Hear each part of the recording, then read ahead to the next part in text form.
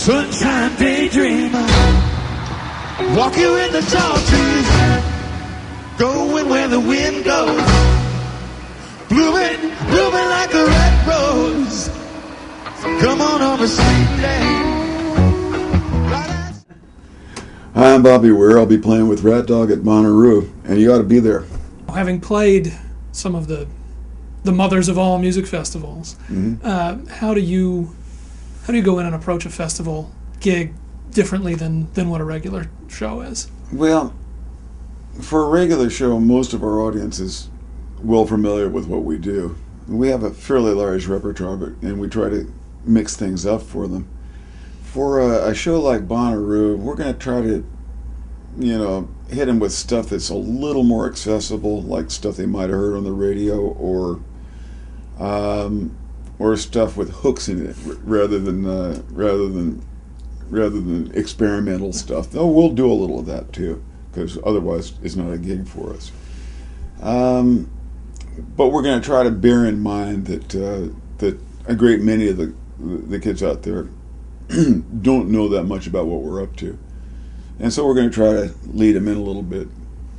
I mean, is that even at this stage there's still the concern for for exposing? I mean, you can still go into it looking to sort of capture new people out of that. Well, the deal is the music happens somewhere between what the band does and what the audience captures, the azimuth there, if you will, of it happens between the band and the audience. It's one thing, and if you're going over their heads, then it doesn't amount to much. And so we need to draw them in a bit before we can take off on flights of fancy and stuff like that, to some degree.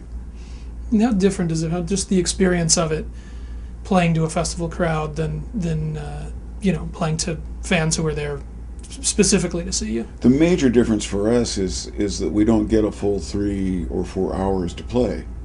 We have to be kind of concise in what it is that we do. The songs will be 20% shorter probably, just so that we can get more stuff in.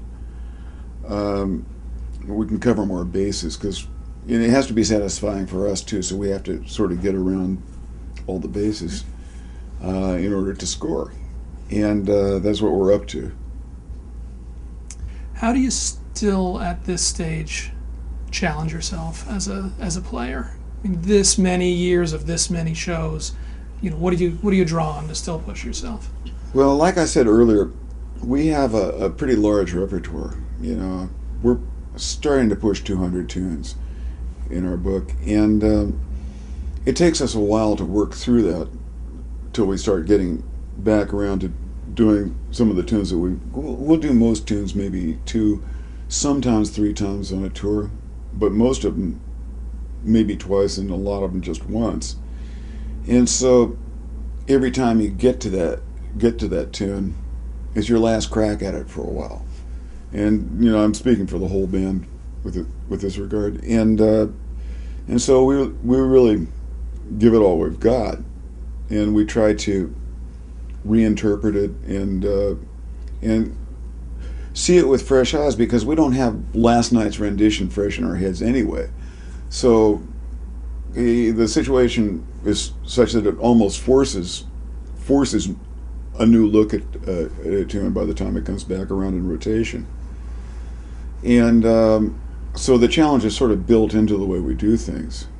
And then beyond that, it's a matter of attitude. What new can I do? What have I not done? Or what have I not done at least for a while, and might do it again, but a little differently this time.